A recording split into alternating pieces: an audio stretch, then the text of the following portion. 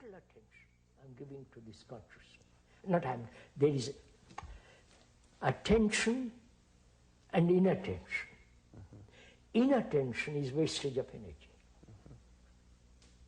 Attention is energy. When there is observation that consciousness is messy, that...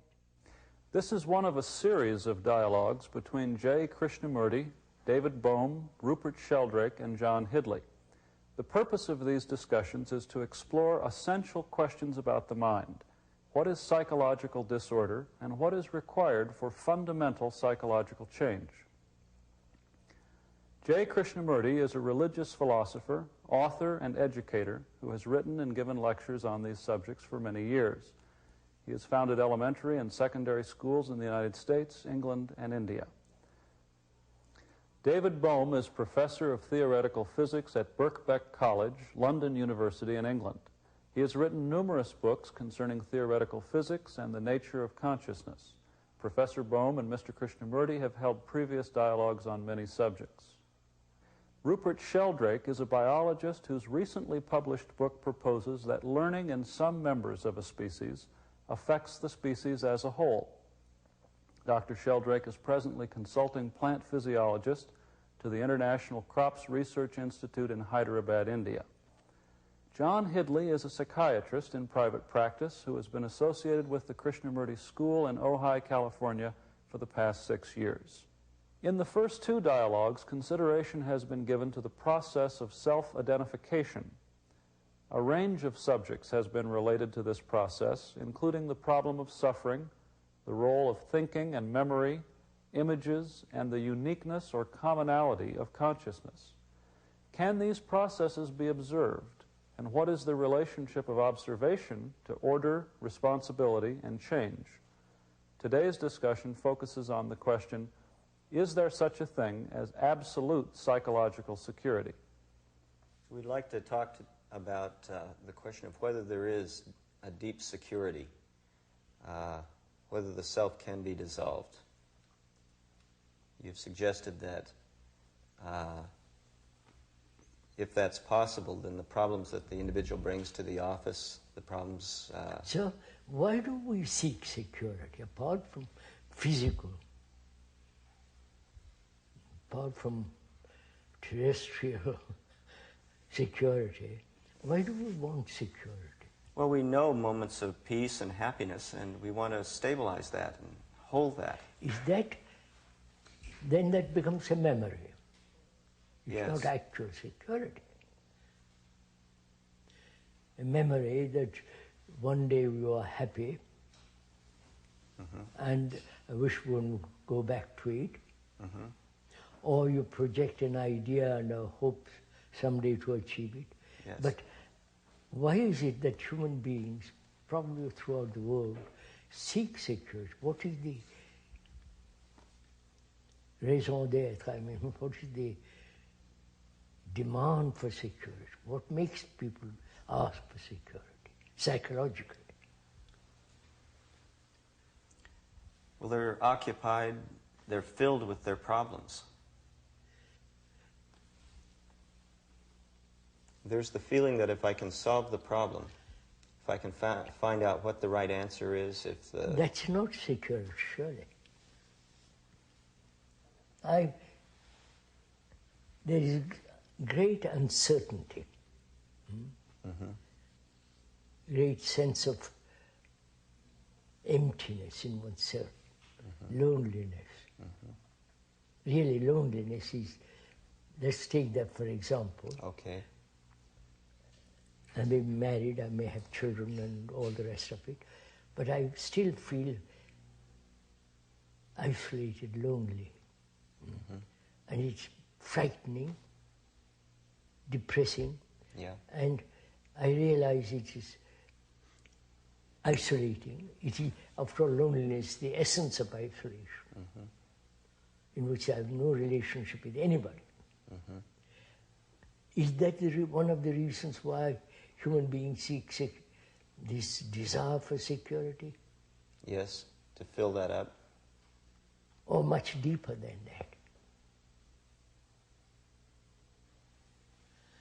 to be secure in my fulfillment, to be secure in my, to be free of fear, free of my agony.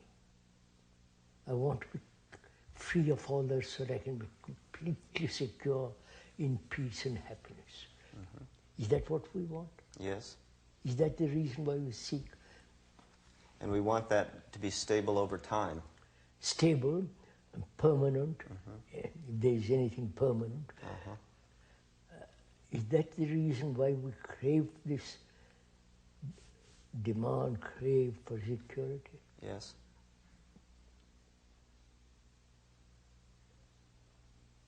That means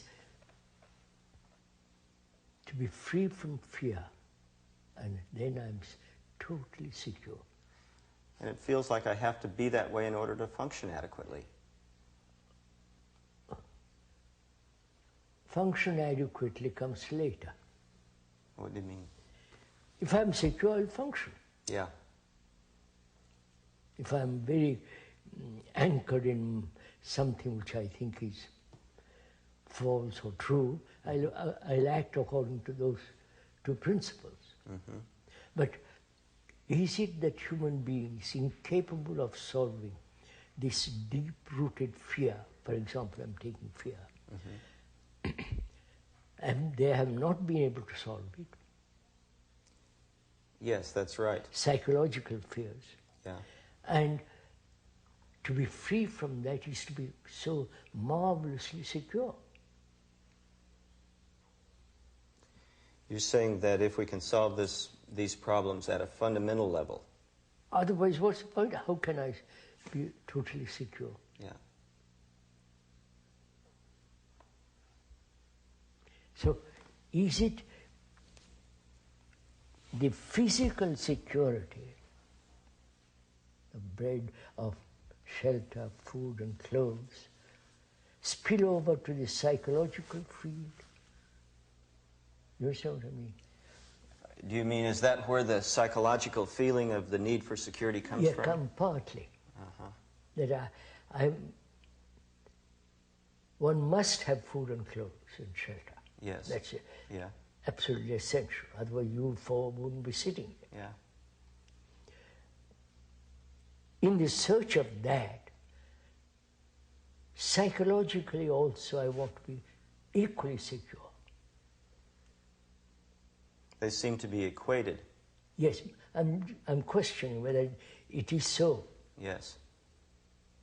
Or the psychological desire to be secure prevents physical security.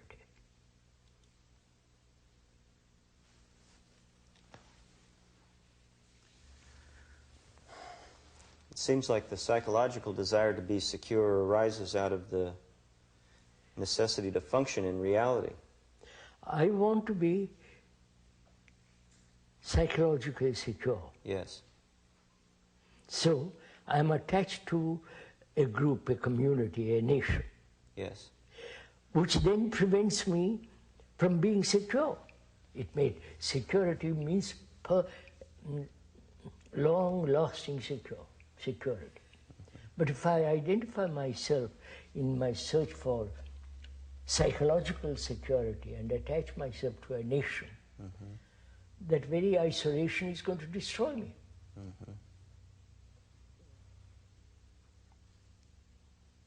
So, why do we seek this? Okay, then you're saying that there is a mistake, which is that we identify ourselves, attach ourselves to something, and seek security in that, and that that's fundamentally wrong. Yeah, no, not fundamental. Why? No, I won't say right or wrong. Okay. I'm asking why. Why do human beings do this? A fact which is right through the world. It's not just for certain communities. All human beings want to be so unshakable security. Yes. Why?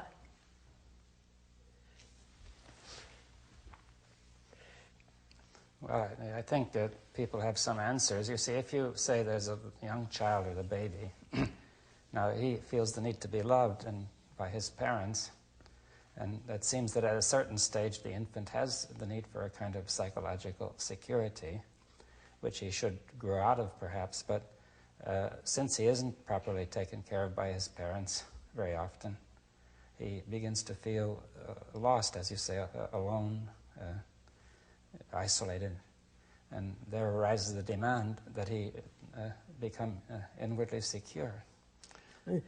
Baby must be secure. Yes, An psychologically as well as physically, yes, would you say? Yes, there must be. Yes. Now, at some stage, you would say that it would change. Yes. I don't know what age. Why? No, at a certain age, as a small baby or a young child, it must be protected. In every way, psychologically. Yes, psychologically. You must not be shocked psychologically. You protect him with affection, taking him in your lap, cuddling him or her, and holding his hand. You make him feel that he's loved, that he's cared for. That gives me a feeling, here is somebody who's looking after me, and there is security here. Yes, and then I suppose he will grow up not requiring that security. That's it. I'm questioning, as he grows up, yes, and as he faces the world, why does he crave for security? Well, I think very few children ever have that love to begin with, you see. That's it.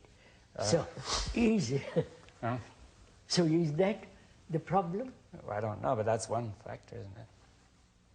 That we really don't love?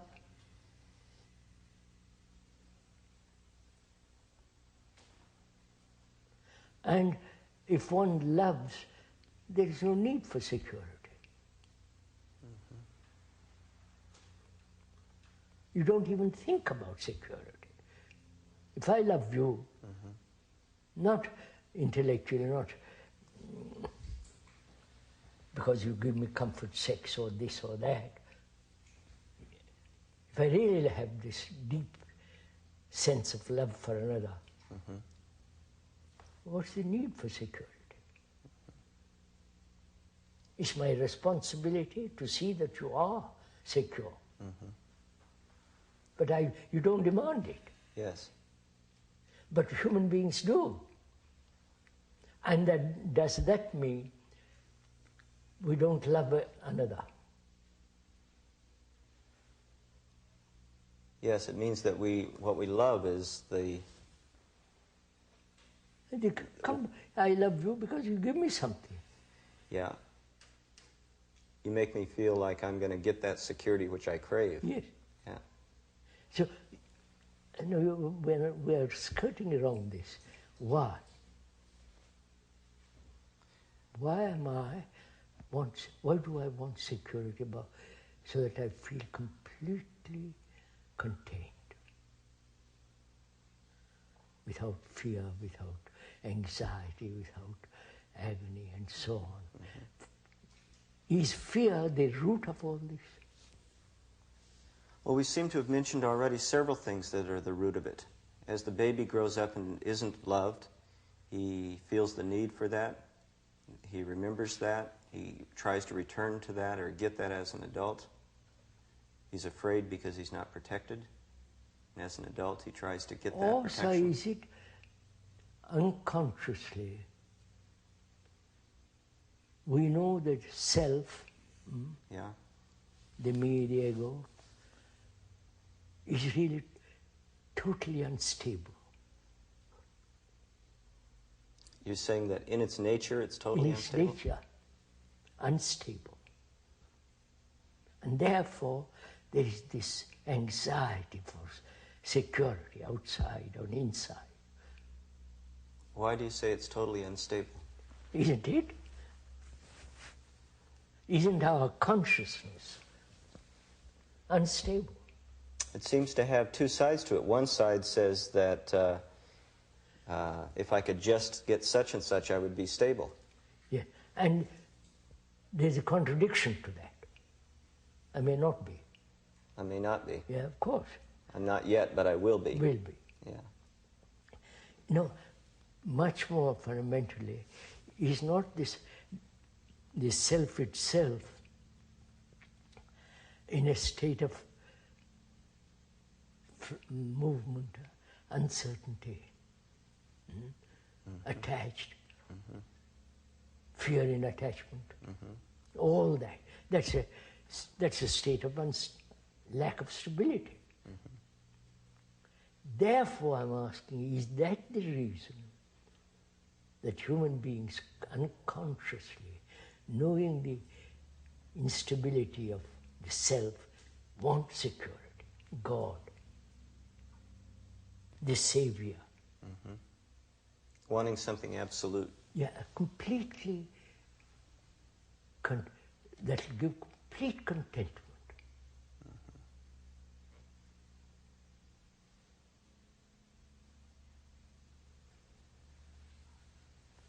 Well, our consciousness is its content. Right? Yes. And the content is always in contradiction. Well, I that's believe, why. and yet I'm frightened of not believing. That's why you're saying it's in essence unstable. Oh, obviously it's unstable. So clearly unstable. I want this thing, and some other desire comes along and says, don't have that, for God's sake. There's this contradiction, there's duality. All that exists in our consciousness. Fear, pleasure, fear of death.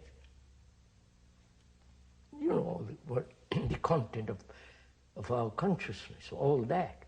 So that is unstable. Now, sensing all of that, people generally say this problem is too deep or too complex, there's no way to solve it, we can maybe just make some adjustments. Yes, yes. And in that adjustment also there is a lack of stability. So unconsciously there must be craving for security. So we invent God. We keep inventing lots of different things to hope will give us that security. We create God out of, He's our creation. We are not the creation of God. I wish we were. It would be totally different. So there is this illusory desire for security. Now, wait a minute. Why do you say that it's illusory? Because they invent something in which they hope they'll Oh, be I secure. see. Yes.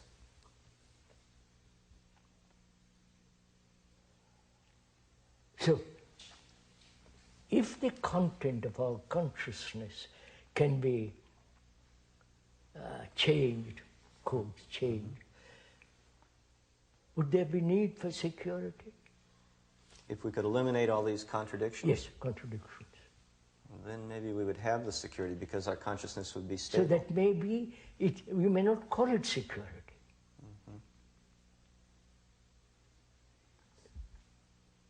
To be secure, which is a really disgusting desire. Sorry.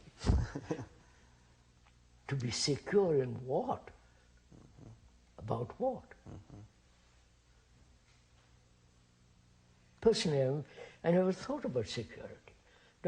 You might say, well, you are looked after, you're cared for by others and all the rest of it. Therefore, there is no need for you to think about security. But I don't want security. I need, of course, I need food, clothes, and shelter. That's understood. Somebody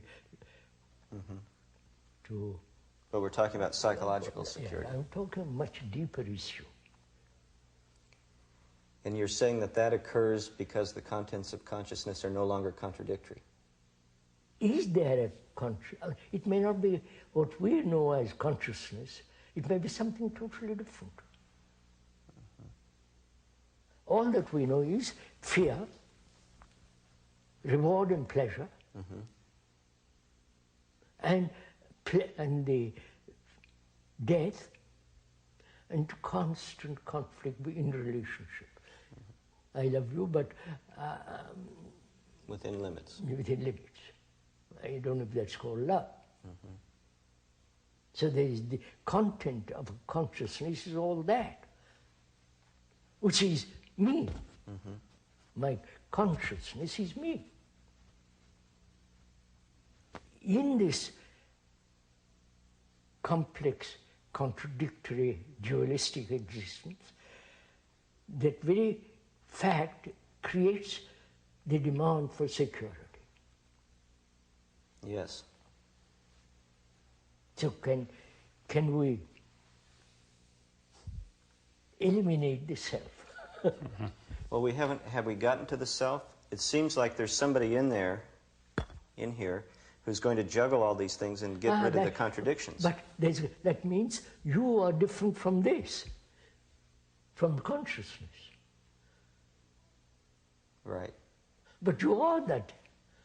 You are pleasure, you are fear, you are all belief, all that you are.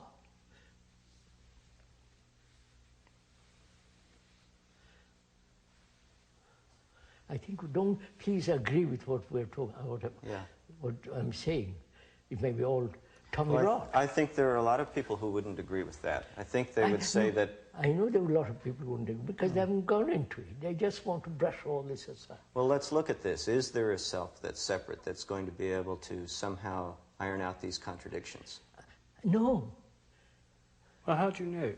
I mean, it seems to me that there is well, at least it may be illusory, but it's very easy to think that one is separate from some of these problems and that there's something inside one which can make decisions. Really, Doctor, am I separate from my fear? Am I separate from the agony I go through?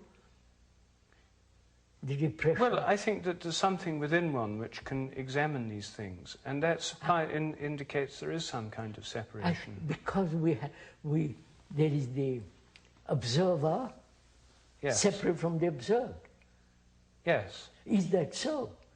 Well, it seems to be so. It seems to be so. Now, this seems to be the problem, that it does seem to be so. I mean, in my own experience, of course, as in many other people's, it does indeed seem that there is an observer observing things like fear and one's own reactions. And it comes out most clearly, I find, in insomnia. If one's trying to sleep, there's one part of one that says, that's going on with silly worries and ridiculous thoughts round and round. There's another part of one that says, I really want to sleep. I wish I could stop all these silly thoughts. And there one has this actual experience of an apparent separation. Of course. So this isn't just a theory, it's an actual fact of experience that there is this kind of separation. I agree. Now, so... but why does that division exist? Well, that's of course... Who created the division? It may just be a fact. What may not be so? It may just be a fact. Is that so? I want to examine it. I want to find yes, out. so do I. I mean, is it indeed a fact that consciousness, as it were, has levels, some of which can examine others, one at a time? No, would you kindly consider, is fear different from me? I may act upon fear. Mm. I may say I must suppress it, I might rationalize it, I might transcend it, but the fear is me.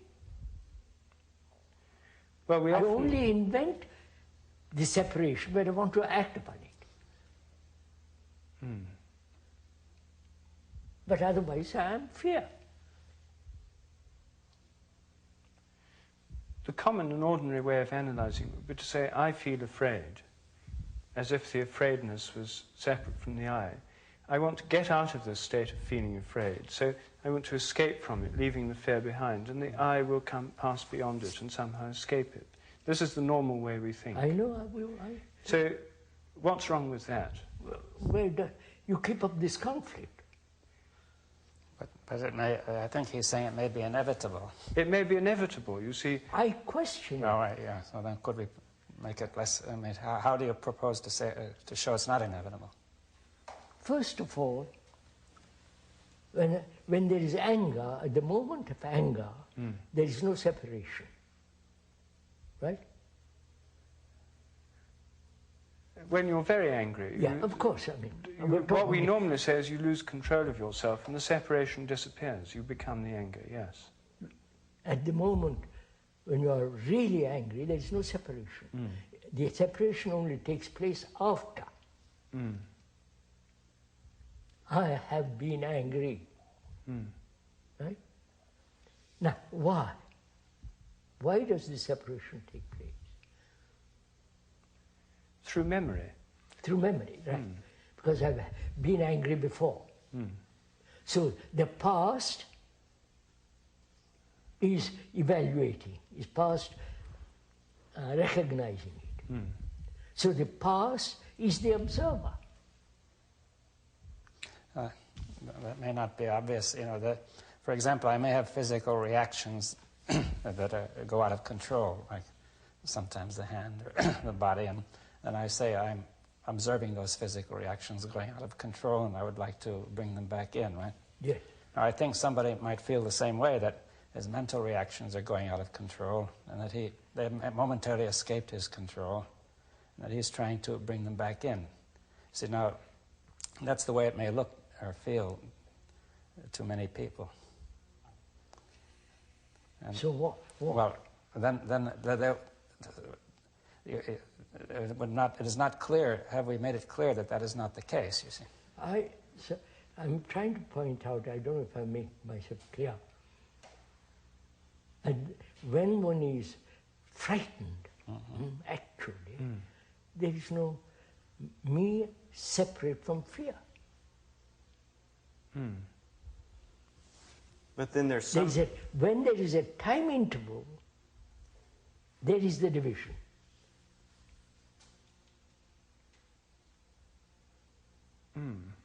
And time interval, time is thought. And when there is thought comes in, then begins the division. Because thought is memory. Yes. The past. Thought involves memory, yes. Involves memory and so on. So thought, memory, knowledge is the past. So the past is the observer. Who says I am different from fear? I must control it. Let's go through this very slowly, because it seems like the experience is that the observer is the present. It seems like he's saying, I'm here now, and what am I going to do about this the next time it comes up? Yes. But what am I going to do about it is the response of the past, because you have already had that kind of experience. So, have you had fear? Surely. Huh? Yes. Deep, something, a fear that's really shaken, Yes. devastating one. Yes. And at that second, there is no division. You are entirely consumed by that. Yes. Right? Yeah, right.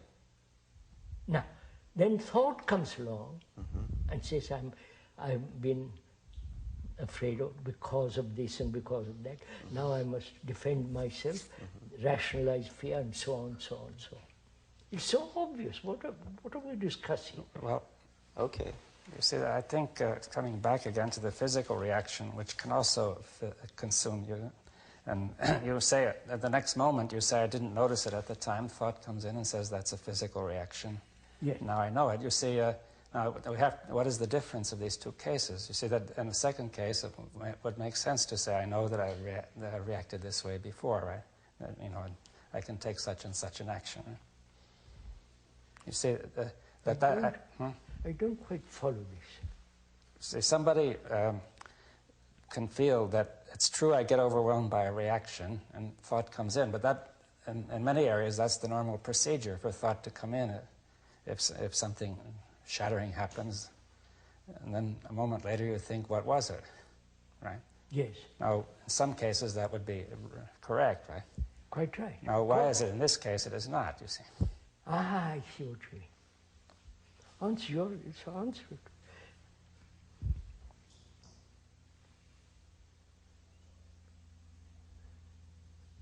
You see, when you meet a rattle on a walk, Yeah. which I've done very often, you meet a rattler. He rattles and you jump. That is physical, self-protective, intelligent response.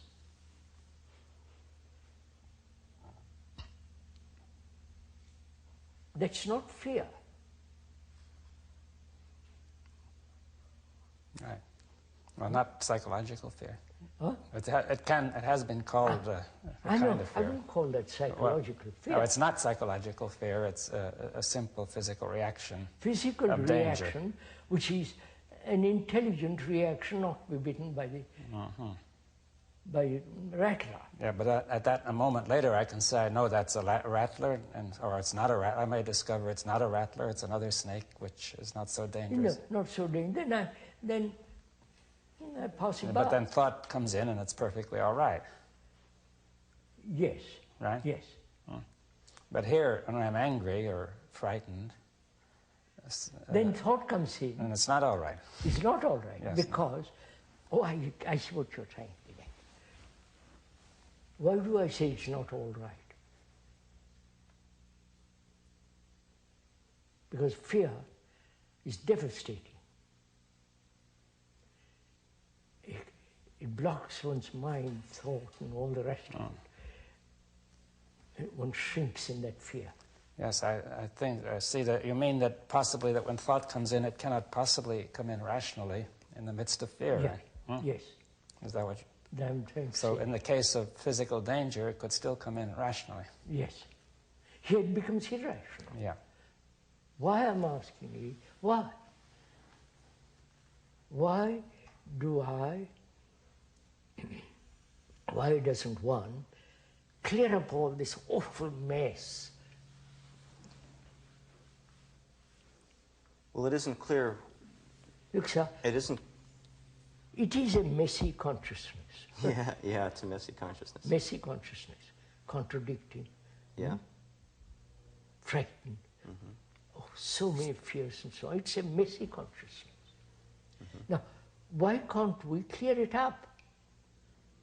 Well, it seems we are always trying to clear it up No. after the fact. I think the difficulty lies that we don't recognize deeply this messy consciousness is me.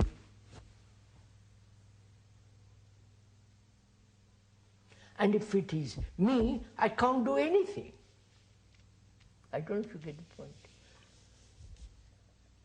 You mean we think that there's a me separate from this messy consciousness? We think we are separate. And therefore we are accustomed, it's our conditioning, to act upon it. But I can't very well do that with all this messy consciousness, which is me. So how am I? No, the problem then arises, what is action?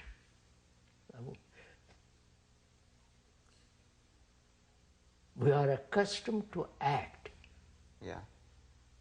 upon the messy consciousness.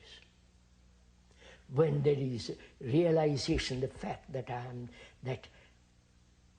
I can't act because I'm that.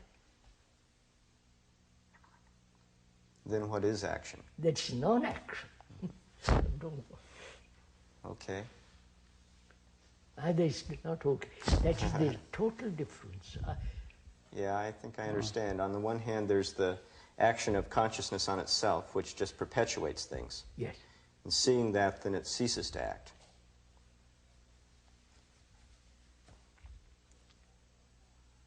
It's not non-violent. Sorry. Sorry, sir, what you're saying that the normally we have the idea that there's a self which is somehow separate from some of the contents of our That's messy right. consciousness. That's right, sir. If someone tells us we're wonderful, we don't want to be separate from that. But if we feel afraid and if something tells us we're awful, we do want to be separate from that. So it's rather selective. But nevertheless, we do feel there's something in us which is separate from the contents of this messy consciousness. We normally act in such a way as to change either the contents of the consciousness or our relation to them or our relation to the world and so on.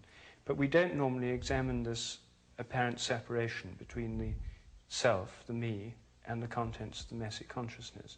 That's something we don't challenge. Now you're suggesting that, in fact, the separation which we can actually experience, and most of us do experience, is in fact something we ought to challenge and look at. And we ought to face the idea that we actually are the messy consciousness and nothing other. Obvious. Well, it isn't obvious. It's very non-obvious, and it's a very difficult thing to realize, because one's very much in the habit of thinking one is separate from it. So is our conditioning, can we move away from our conditioning? Our conditioning is me. And then I act upon that conditioning, separating myself. But if I am that, no action, which is the most positive action. The way that that would be heard, I'm afraid, is that if I don't act on it, it's just going to stay the way it is. You're suggesting that by recognizing this, there's a sort of the process of recognizing, of facing up to, and of... It's not facing up. Who is to face up? Not recognize. Who is to recognize it? You see, we're always thinking in those terms. I am that, full stop.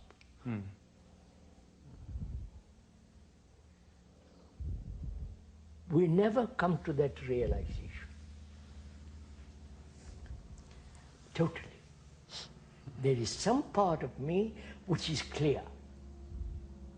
And that clarity is going to act upon that which is not clear. That's always this goes on. Yes. Yeah. I'm saying the whole content of one's consciousness is unclear, messy. There's no part of it that's clear. We think there is a part, which is the observer separating himself from the mess. So the observer is the observed. Good old story. Right. Well, you were raising the question of action, or if that is the case, how is action to take place? I say, no. When there is perception of that which is true, that very truth is sufficient, is finished. Yeah. You said also, for example, that mess itself realizes its own messiness. Messiness, it's finished. So, are you suggesting that the realization of the messiness itself in some way dissolves the messiness? Yes. Not separative realization that I am messy. The fact is consciousness is messy, full stop. And I can't act upon it. Because previously, acting upon it was a wastage of energy. Because I never solved it. I've struggled, I've taken vows, I've done all kinds of things to resolve this messy stuff. And it has never been cleared. Maybe partially, occasionally. Well, I think that's another aspect of this. In therapy or in our own lives, we seem to have insights that are partial, that we clear up a particular problem and gain some clarity and order for a time. And then the thing returns in some other form or in the same form. You're suggesting that the thing needs to be done across the board in some way. Before the observer acted upon it, upon the messy consciousness. Right? Yeah. Saying, I'll clear this up, give me time, all the rest of it. But, and that's a wastage of energy. Right. When the fact that you are that You're not wasting energy, which is attention. I don't know if you want to go into this. Oh no, this is very interesting. Please do. Would we agree that acting upon it is a wastage of energy? Yes. Just creates more disorder. No, it creates most disorder, and there is this constant conflict between me and the not me. The me who is the observer, and I battle with it. Right. Control it, suppress it, anxious, worry, you follow. But which is all essentially wastage of energy. Whereas I am, this messy consciousness is me. I have come to realize that through attention. Not I have come to realize, sorry. Would you say that the consciousness itself has come to realize it? Yes. I mean, That's without me, right? Yes. Which is total attention I'm giving to this consciousness. There is attention and inattention. Inattention is wastage of energy. Attention is energy. When there is observation that consciousness is messy, that fact can only exist when there is total attention. And when there is total attention, it doesn't exist anymore, confusion. It's only inattention that creates the problems.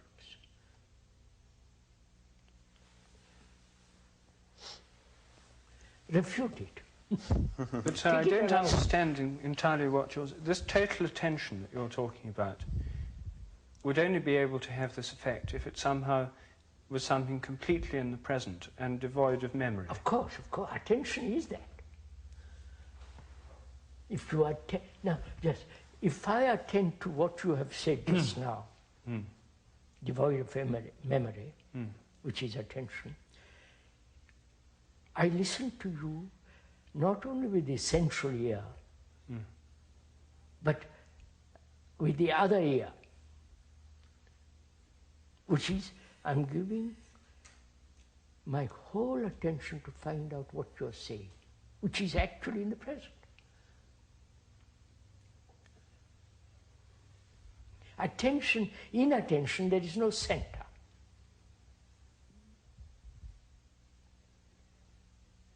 Because the attention and the thing attended to become one, you mean? Huh?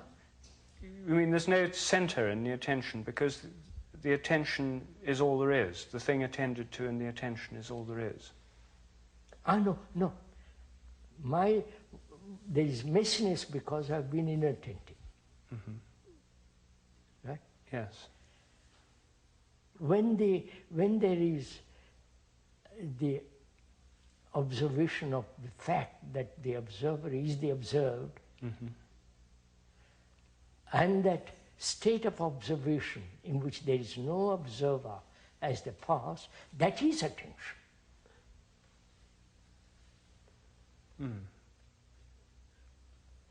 So I don't know if you've gone into the question of meditation here.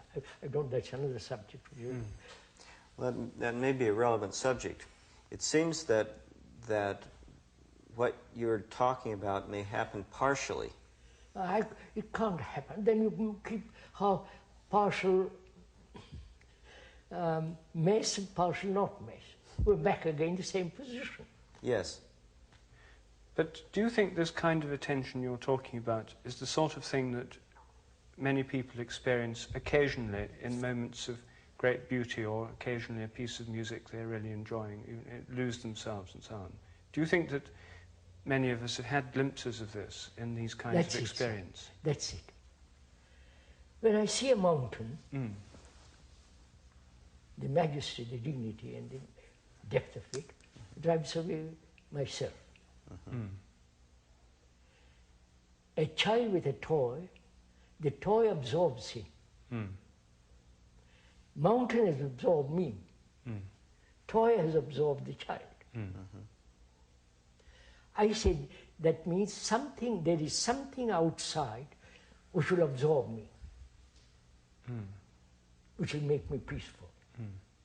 Which means an outside agency that will keep me quiet. God, prayer, looking up to something or other. If I reject an outside agency completely, nothing can absorb me. Then they say, if you absorb me, when you are gone, I'm back to myself. Yes. So I discard any sense of external agency which will absorb me. So I'm left with myself. That's my point. I see. So you're suggesting that when this happens partially, it's because we're depending on something. Yes, of course. I see. It's like my depending on my wife. Or my therapist, or my problem. Something or other. Yeah. Like a Hindu, Catholic, or anybody, they depend on something. Therefore, dependence demands attachment.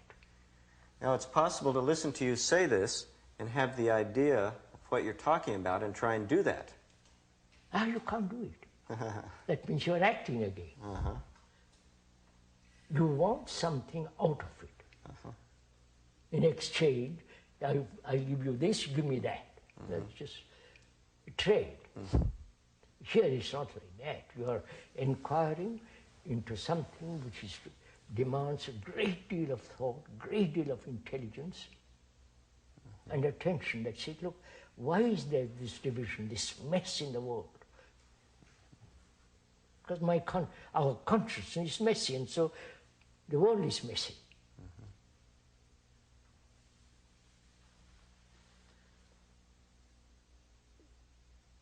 So, from that arises, is it possible to be free of the self? Consciousness, the messy consciousness is the self.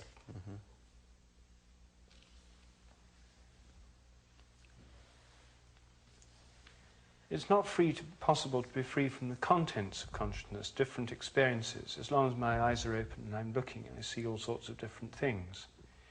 Now, what you were saying about the attention when one's looking at a mountain, for example, are you suggesting that if I have that same kind of attention to everything I experience, that then this is the... You see, again, you experience. Yes, but, all right, but... But you are the experience. Yes. Right? That means there is no experience.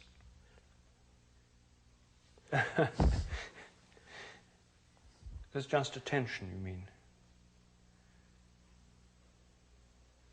Experience involves remembrance, time, and which is the past. Therefore, the experiencer is the experienced. If I seek illumination, enlightenment, or whatever you might like to call it, I'm then trying to do all kinds of things to achieve that. But I don't know what illumination is. I don't know. Not because you said it, or Buddha said it, or somebody else said it. I don't know. But I'm going to find out. Which means the mind must be totally free from prejudice, from fear, and all the rest of that messy business. So my concern is not illumination, but whether the content of my consciousness can be cleansed, whatever word you use. That's my concern. Not concern, that's my inquiry.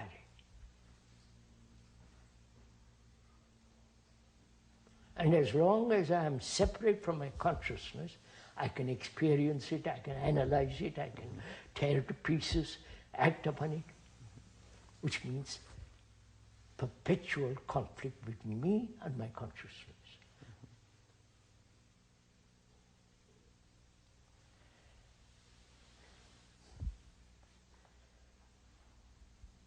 I wonder why we accept all this. Why do I accept that I'm a Hindu? Why do I accept that I'm a Catholic? You follow? Yes. Why do we accept what other people say? Well, we say it ourselves. Huh? We say it ourselves. Yes.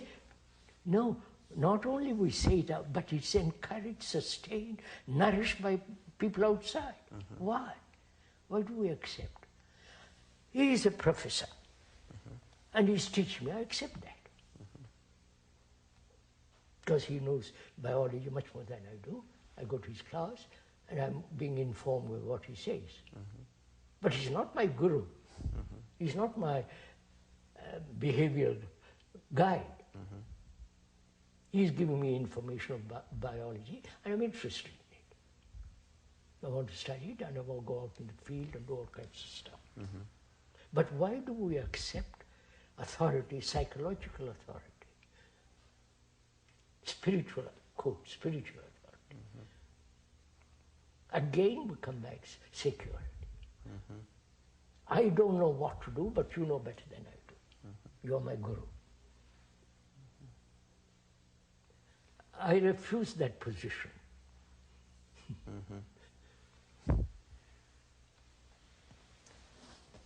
But don't we arrive at the same set of problems if we start not from authority, but from responsibility? That, say I'm a father, I have this child, we've agreed some time ago. Instructed that, of course. You have to look after this baby. Of course. Fine. But now, in order to feed the baby, you become preoccupied with security. Job, tenure, house, protecting the house against marauders and so on. Of course. Don't you get into the same lot of things about the preoccupation with security, starting not from authority, but from responsibility for others, for children, for example? Of course.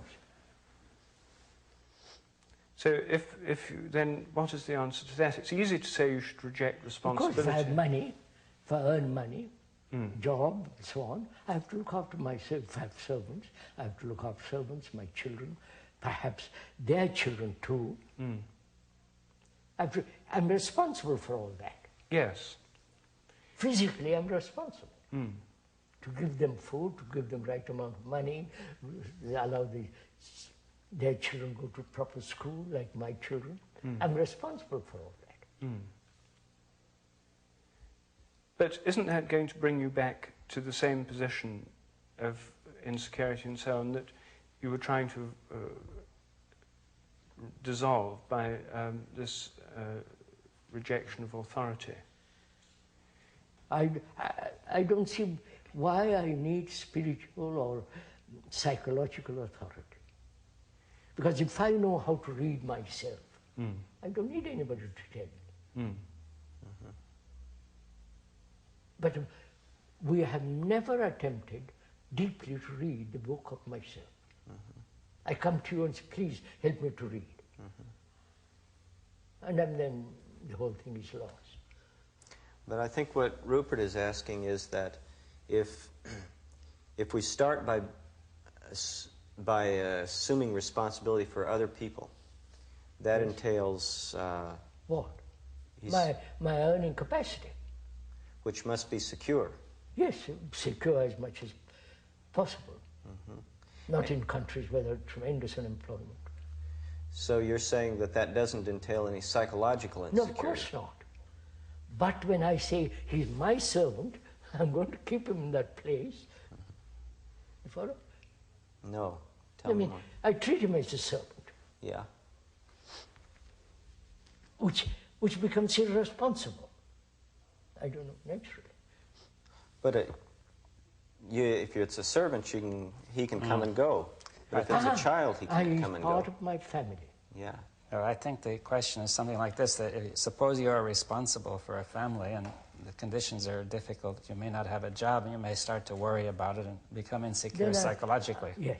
Right? I don't worry about it. I have no more money. So, my friend, I have no more money. If you want to share the little food I have, we'll share it. Right.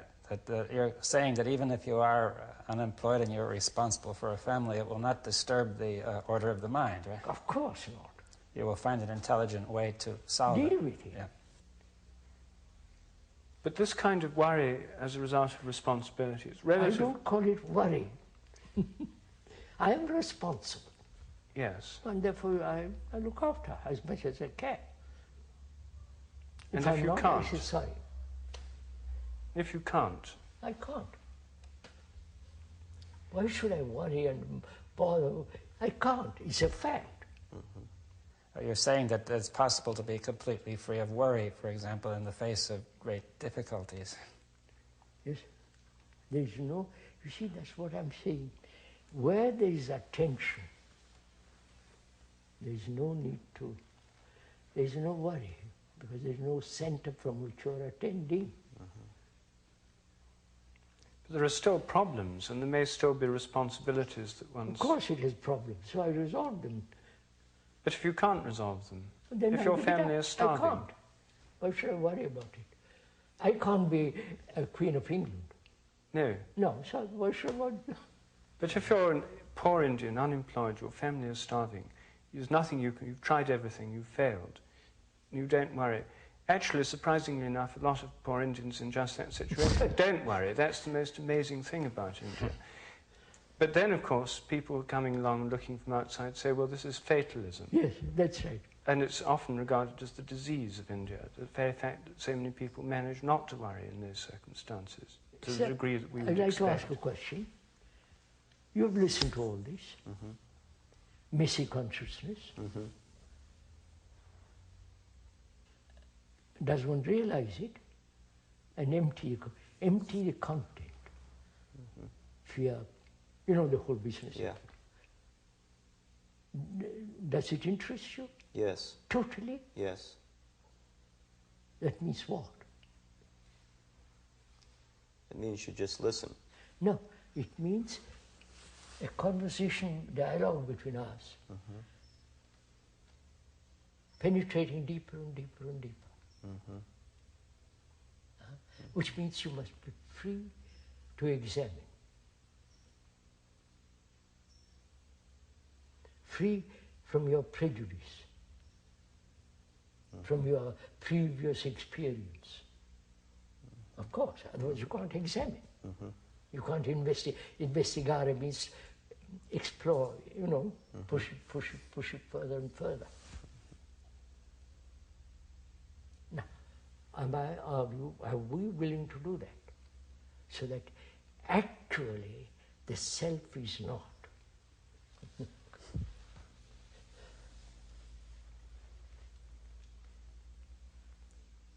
But when the self is not, it doesn't mean you neglect your wife, your children, your follow? It becomes so silly, it's like becoming a sannyasi and going off into the mountains. Monk going off into a monastery. That's its extraordinary escape. The fact is I have to deal with my wife and children, and if I have a servant. Can I be so totally without the self that I can intelligently deal with this problem?